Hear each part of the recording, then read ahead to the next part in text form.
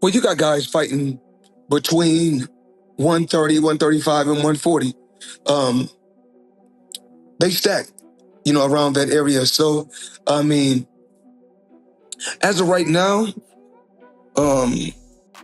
skills that pay the bills. Well, the two guys, well, the biggest puncher, I feel, at the 135 will probably be Gervonta Tank Davis. Boxing pros and experts have revealed why fighters are actually scared of Gervonta Tank Davis. Floyd Mayweather recently praised Tank, labeling him as the hardest hitter in the lightweight category, while also recognizing Shakur Stevenson as the most talented. Nonetheless, Stevenson's fighting style is a subject of debate among fans and critics. Floyd said, "The biggest puncher at 135 will probably be Gervonta Davis, but the most skillful fighter at 135 will be hands down Shakur Stevenson." Numerous observers consider Shakur Stevenson to be excessively defensive, often criticizing him for steering clear of direct confrontations during matches. Critics contend that apart from his controversial win against Edwin de los Santos last November, a bout many feel Stevenson actually lost, he has not competed against elite opponents. Floyd added, "Well, it's all really about skills. Pernell Whitaker wasn't a huge puncher, but he was very exciting, very tough, and he fought everybody. And Shakur is trying to do the same thing. He's trying to fight the best out there. He's asking to fight the best." Conversely, Vasily Lomachenko is frequently hailed as the most adept lightweight, admired for his readiness to confront opponents and his comprehensive skill set. Supporters argue that Stevenson's key strength lies in his movement, although they believe this also undermines his overall impact as he seldom holds his position. Critics contend that a combatant needs to interact more personally, which Stevenson allegedly avoids. However, Floyd Mayweather thinks that people don't fully appreciate Gervonta Davis's technical boxing abilities. "We know that Mayweather was a mentor to Davis, consistently supporting him in his bouts." In an old interview from the time when Floyd used to work with Tank, he emphasized that many overlook Davis's technical skills, focusing solely on his power. Floyd mentioned that many people are unaware of Tank's exceptional boxing skills, which surpass his power. He explained that Tank often doesn't need to rely on his boxing abilities, but emphasized that Tank is highly skilled in boxing. Floyd recounted how they often advise Tank in the gym to not always depend solely on his power, but to utilize his boxing skills more. He noted that Tank followed this advice during the training camp. Tank boxing skills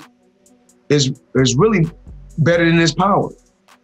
He just didn't have to use his boxing skills, but Tank can really box his ass off. And so when we in a boxing gym, Sean, as you've seen me tell Tank a lot of times, stop always resorting just to your power and use your boxing skills. And that's what Tank did in this training camp.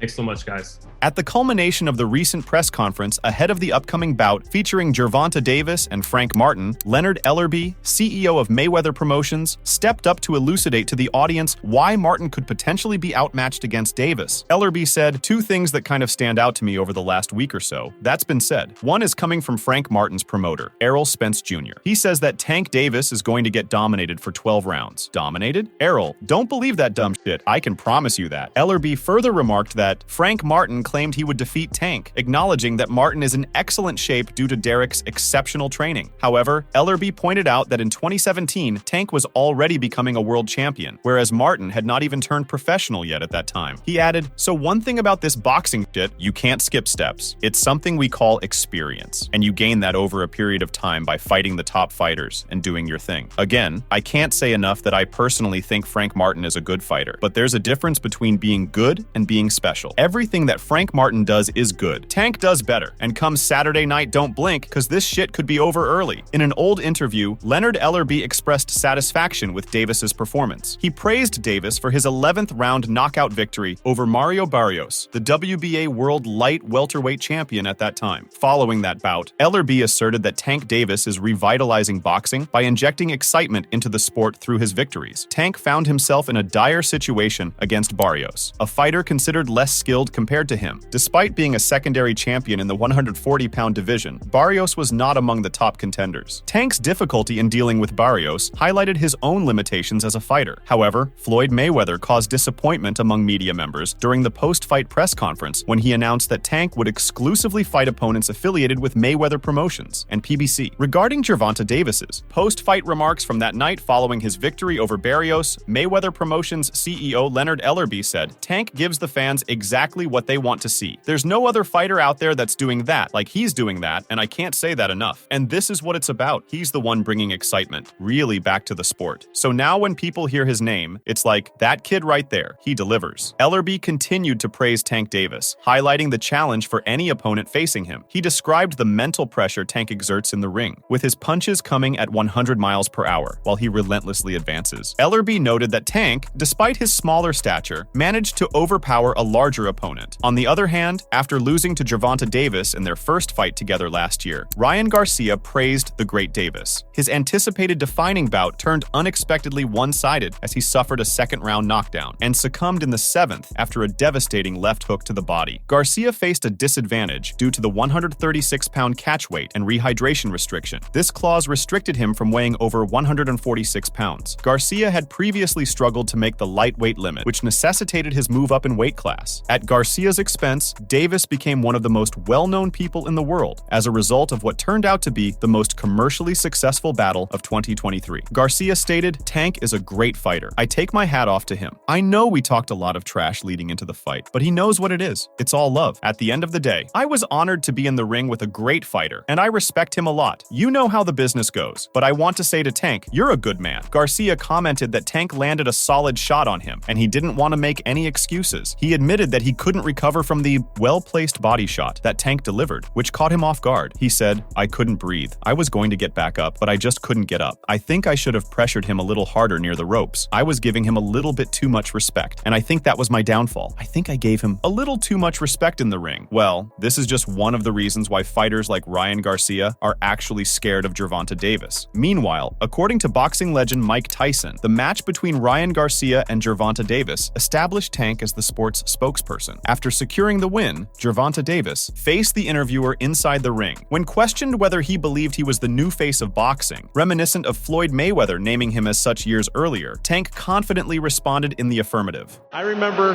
many years ago, we spoke, and you spoke to our production group. You said, I've watched Floyd. I watched Canelo. I look at all the tapes of Ray Leonard, Manny Pacquiao, all these guys. I'm going to be the face of boxing." Is this the future of boxing? Absolutely. Are you now? I'm definitely face of boxing. Absolutely. It appears that the legendary Mike Tyson would also concur with him. Iron Mike complimented Davis in an interview, with Forbes saying, "He is truly right. He is the face of boxing. But that's because Ryan Garcia is the draw. And that makes Garcia the face of boxing too, because of the amount of people that he fills in an arena." Tyson remarked that since the fight, Ryan Garcia's fans would likely become Tank Davis's fans, predicting that Davis would gain significant drawing power. He observed that Ryan had attracted a large crowd, and typically, when a popular fighter like Ryan is defeated, his fans tend to support the victor, in this case, Tank. Tyson added, "Since that fight, Ryan Garcia fans will turn into Tank's fans, and Davis is going to have the biggest drawing power, I believe." Ryan brought those people out, and normally when the draw gets beaten, like Ryan, when he gets beaten, the people that are his fans are now Tank's fans. It's difficult to argue with Mike Tyson, given the record stats between Ryan Garcia and Gervonta Davis. The highly anticipated Showtime pay-per-view main event had been brewing for years, with both stars engaging in a heated exchange of words. This intense buildup significantly elevated the event, making it one of the most anticipated in recent history. As per sources, it came to light that the Gervonta Davis versus Ryan Garcia bout purportedly garnered more than 1.2 million pay-per-view purchases. This achievement underscores the rarity of such numbers in the United States, where even Canelo Alvarez has struggled to achieve such consistent results. Moreover, their success extended to Las Vegas, where the event is said to have amassed more than $20 million,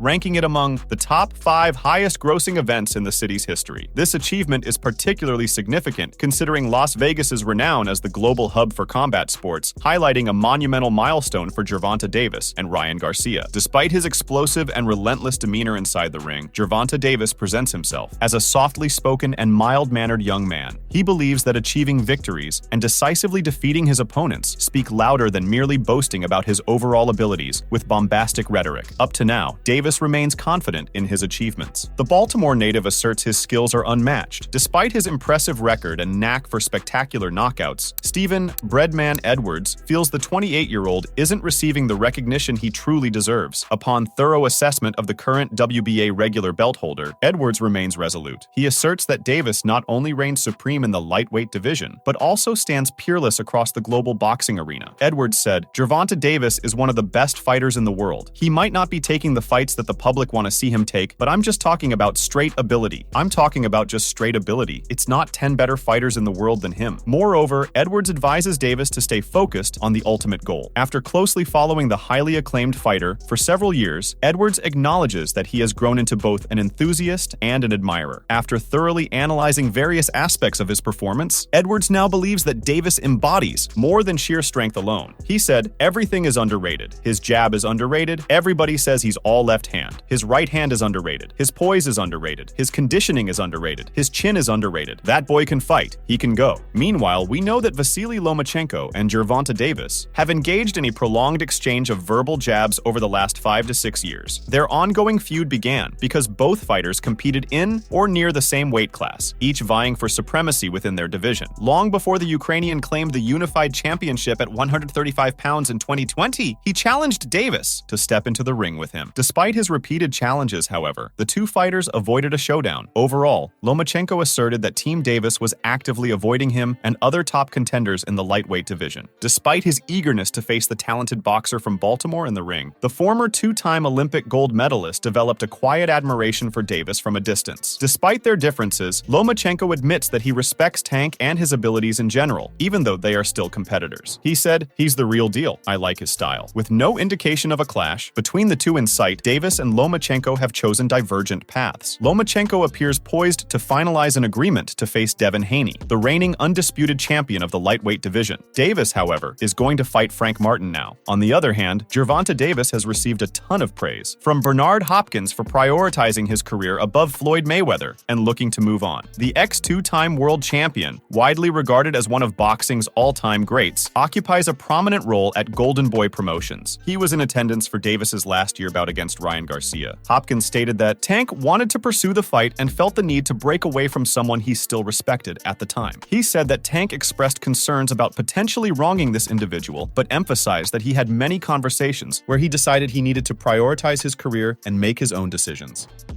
I know a little something. And Tank wants to do the fight, but he had to break away from the chains of somebody he still respects and respected then, and felt like, I'm gonna do him wrong if I do this. Somebody and Tank had many conversations, I believe.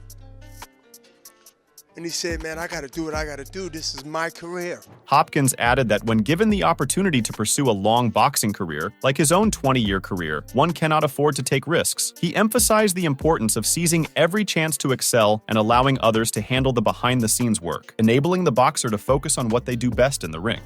Once you get one chance to go around his career and not take the chance on boxing 20 years like Bernard Hopkins, you can't risk that. You got to take the opportunity to chop at the bit when you can and let everybody else do the work that's behind you and taking care of the details so you can do what you do best. After Gervonta Davis defeated Mario Barrios in 2021, Akin A.K. Reyes, Akin Ak Reyes, and Kamal Barak Bess commended him for his honesty. Davis knocked Barrios down twice in the 8th round before ultimately stopping his first opponent at 140 pounds in the 11th round. He confessed to feeling nervous about stepping into the ring, having fought at lighter weights throughout his career. Tank won the WBA interim super lightweight title as a result of the victory, and Barak reported that Tank put up a calculated and cautious performance. He said, "My biggest takeaway was actually outside of doing.